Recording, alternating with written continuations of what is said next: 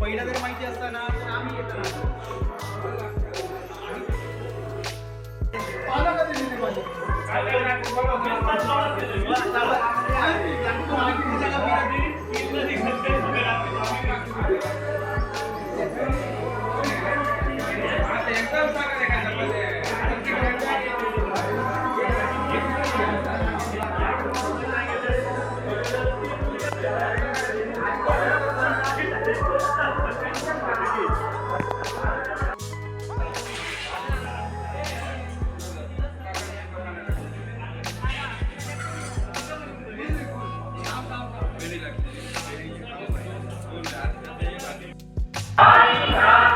यूट्यूबला टाकणार आहे.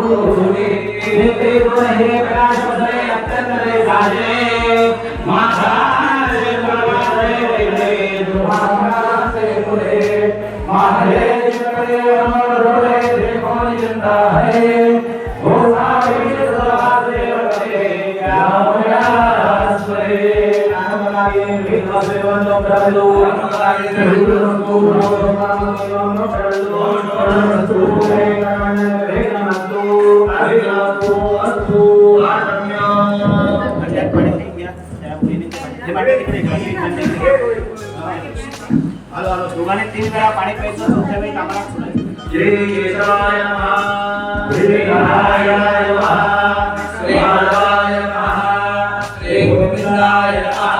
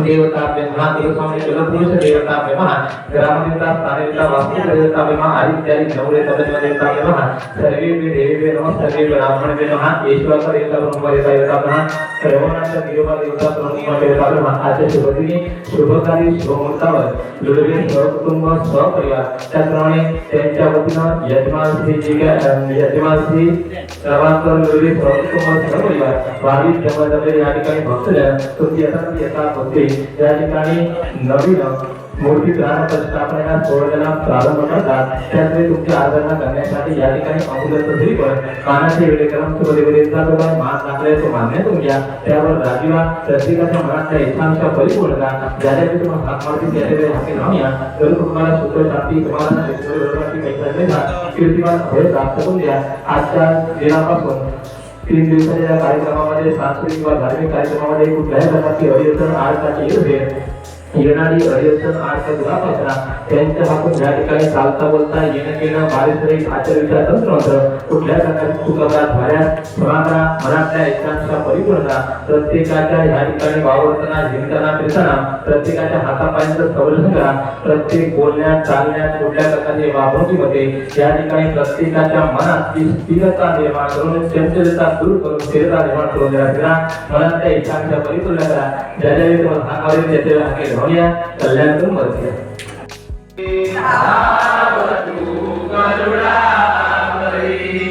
संकटाशी झुंजणारा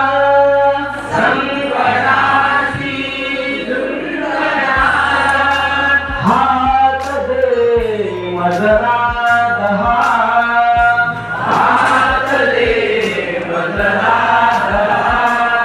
मी जिथे जाईन तेथे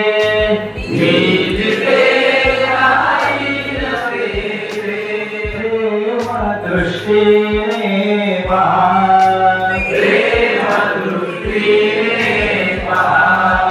स्वैर वेगे जीवनाचा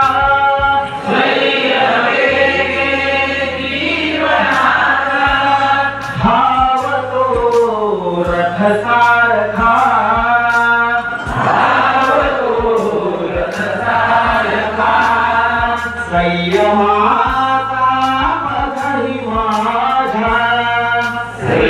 संयमाचा पदरी माझ्या लोचनाला पार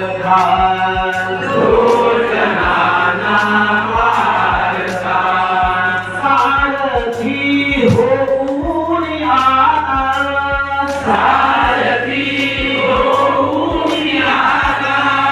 आवरी अपघात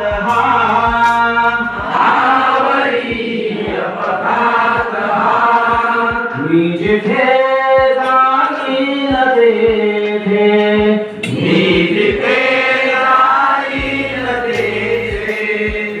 प्रेम दृष्टीने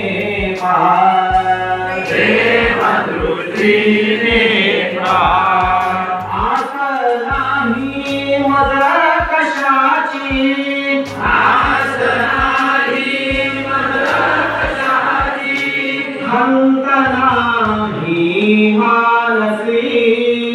खंत नाही मानसी दूरभाच्या लोचनानी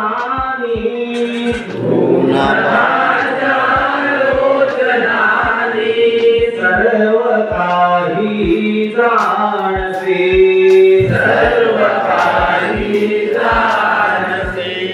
देह हा कर्मात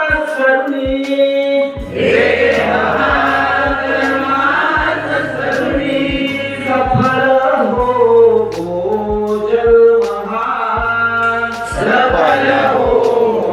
जन्म मी जिथे जाईन तेथे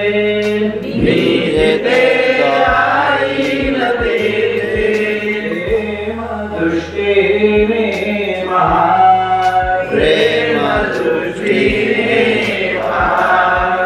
प्रार्थना देवा तुलाही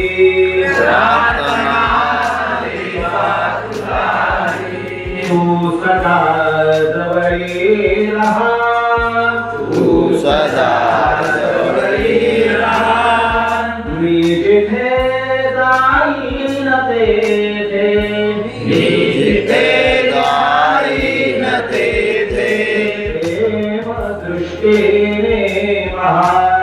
प्रेम दृष्टीने पहा प्रेम दृष्टीने पहा सर्वदा योग देह माझा पडावा वेदू नको गुणवंतानंदा रघुनायका मागणे आता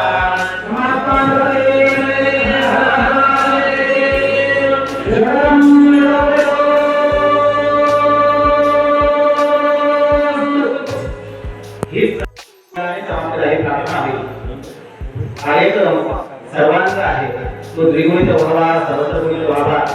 करण्याची प्रत्येकाला शक्ती बुद्धी प्रेरणा यावी यासाठी ही विश्व प्रार्थना घडली. सर्वांनी एकत्रित राहून 3 दिवस हा कार्यक्रम आपण साजरा करूया. हा सगळ्यांनी सहकार्याने राहा.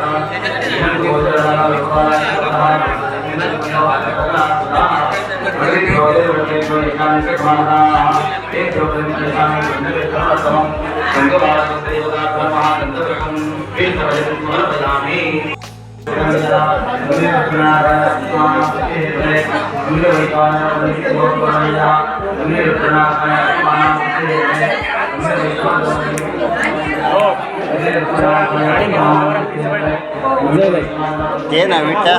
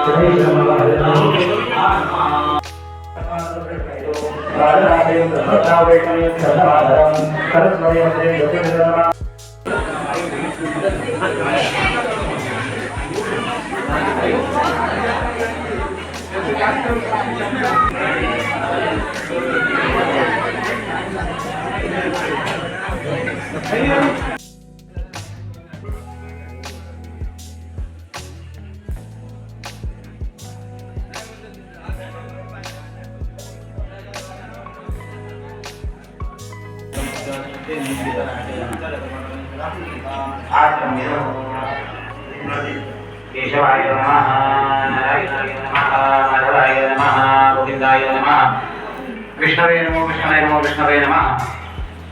सुरुवातीला बघितलं असेल देवाला नारायण झाल्यानंतर समोर मांडलेलं आहे त्याला पुण्याह वचन असं म्हणतात. पुण्याह वचन म्हणजे पुण्य म्हणजे चांगलं, अह म्हणजे आजचा दिवस आणि वाचन म्हणजे जे जे काय गुरुजी बोलले तुम्हाला आशीर्वाद दिले यजमानाने त्या कृतीला पुण्याह वाचन असं म्हणतात. पुण्य कर्माच्या दिवशी केलेल्या जाणाऱ्या कर्माला पुण्याह वाचन असं म्हणतात. तर मांगलिक कर्मानुसार प्रायश्चित्त विधी झाला म्हणजे देहाची यजमानांची शुद्धी झाली म्हणजे पंचगव्य त्यांना प्राशनाला घालून देवतांना निमंत्रण दिलं की देवीला जे काय संबंध झालं होतं म्हणजे देवीला जे काय शरीरावर पुन्हा म्हटलं तर त्यानुसार देवीचं पाषाण बदलायचं तुम्ही ठरवला समस्त लोके परिवाराने. नवीन पाषाण काल वादन देवाची मिरवणूक करून आणला. नंतर ती मूर्ती प्रतिष्ठा करायचं ठरवलं. तर मूर्ती बनवते वेळीपासून आतापर्यंत तिला जे प्रमाद घडलेले असतात त्या पाषाणाला जे जे काय आघात झालेले असतात ते आघाताचे दोष परिणाम व्हावे आणि ज्याने मूर्ती बनवली त्याने आघात केले म्हणून त्यालाही दोष लागू नये आणि त्याचे भोग आपल्यालाही लागू नये. त्या मूर्ती पाषाणाचे भोग आपल्याला लागू नये म्हणून आणि संपूर्णपणे त्या मूर्तीला देवतत्व यावं म्हणून हा विधी करायचा असतो. धार्मिक विधी त्यासाठी करायचा असतो. नाहीतर काय मूर्ती आणल्याची ते ठेवली असते तरी झालं असतं पण त्याच्यावर संस्कार घडवल्याशिवाय मूर्तीत देवतत्व येत नाही म्हणून संस्कार करावा लागतो. देवीला हा संस्कार 1 दिवसाचा 3 दिवसाचा 7 दिवसाचा किंवा 9 दिवसाचा पण करता येतो. ज्या दिवशी जो विषय करायचा आहे त्या दिवशीपासून केव्हा जला दिवासाला ठेवावी केव्हा धान्य दिवासाला ठेवावी आणि केव्हा निद्रा दिवासाला ठेवावी. तर मूर्ती देवता कायम प्रत्येक रात्र निद्रिस्त असतात त्या काही काळासाठी काही पुरत्या परंतु जागृत राहावी तुमच्या संरक्षणार्थ म्हणून एक रात चिरकाल निद्रा म्हणजे तिला पूर्ण एका रात्रीची झोप एकाच द्यायची आहे उद्या म्हणजे निद्रा दिवस हा विषय उद्या होणार आहे. तरी पण आता प्रथम विधी झालेला जो विषय आहे तो पुण्यावाचन. उजव्या बाजूला गणपतीचं चित्र काढलेलं तुम्हाला दिसलं असेल. कुठच्याही देवतांचं आपण पूजन करतो मंगल कार्याच्या वेळी तेव्हा गणेशाची आराधना प्रथम आपण करतो. त्याप्रमाणे तांदूळावर नारळ ठेवून तांदूळ आणि नारळ आणि सुपारी ही लक्ष्मी कारक आपण मानतो पूजे समान मानतो. त्यांचं आवाहन केलं गणपतीचं. तर नंतर इकडे 2 कलश ठेवलेले आहेत त्याच्यावर पूर्ण पात्र ठेवलेला आहे आणि त्या कलशात पाणी घातलेलं आहे. 7 नद्या आपल्या पृथ्वी तलावर भारतात आहेत. त्या सप्त नद्या गंगा आणि सप्ततीर्थ आहेत, त्यांचं प्रत्यक्ष पाणी आणि आणून त्या कलशात घालायला सांगितलेलं आहे. पण प्रत्यक्ष आणणं शक्य नाही, ते दर्भाने अभिमंत्रित करून ते कलशाची पूजा केली. इकडे पुढे आल्यानंतर इकडे एक मंडळ मांडलेलं आहे, ते 27 देवता आहेत तांदूळावर सुपाऱ्या मांडलेल्या.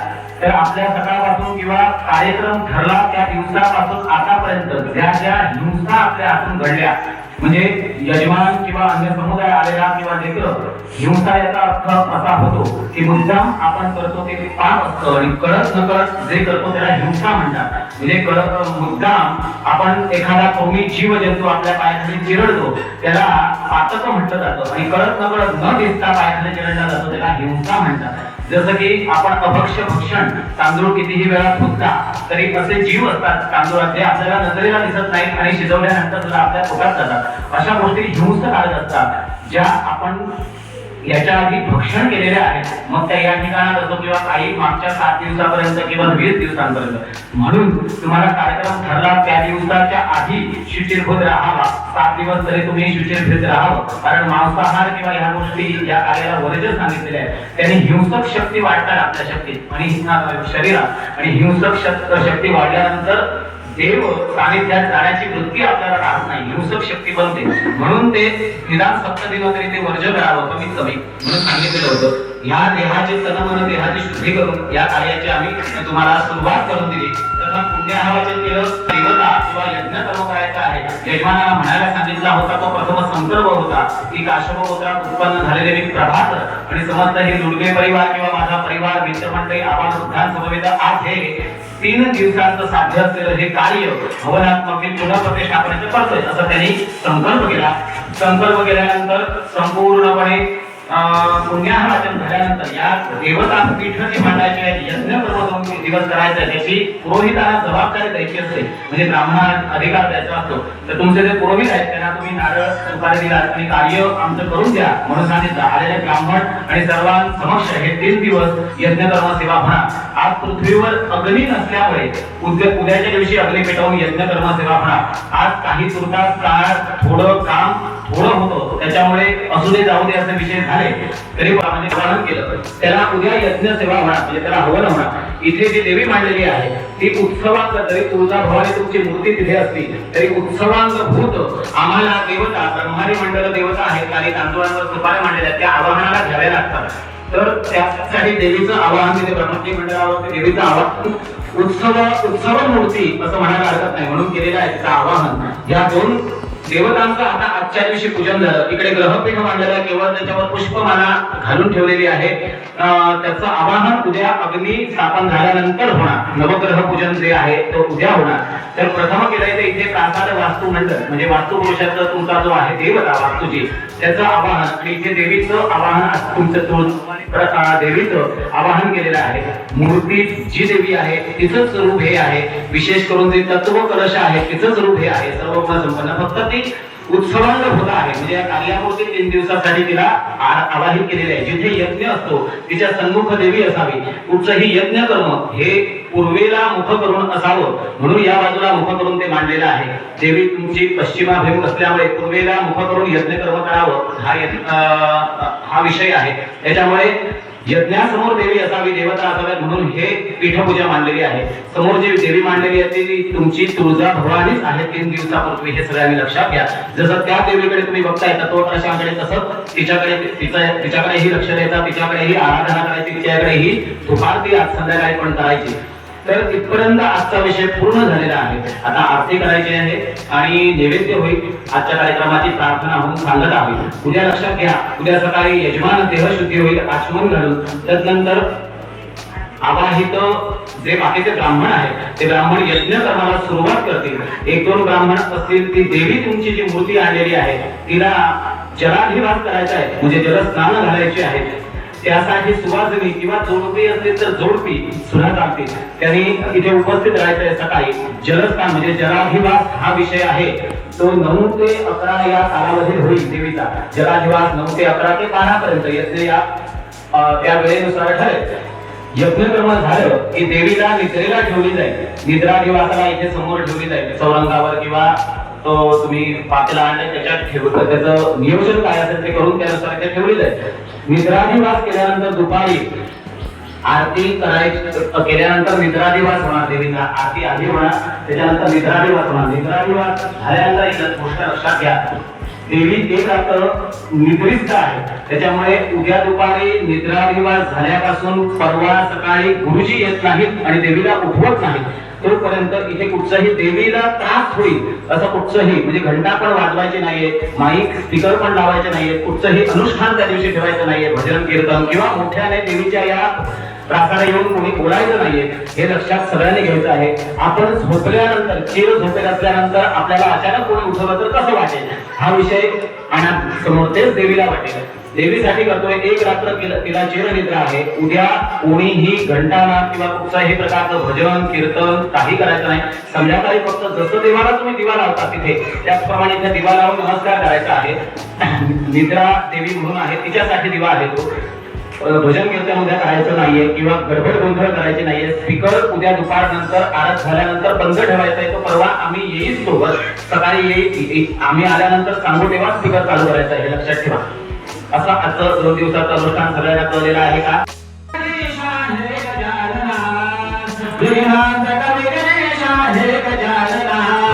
आरती मी करीतो तुझं पुरवी कामना, आरती मी करीतो तुझं पुरवी कामना.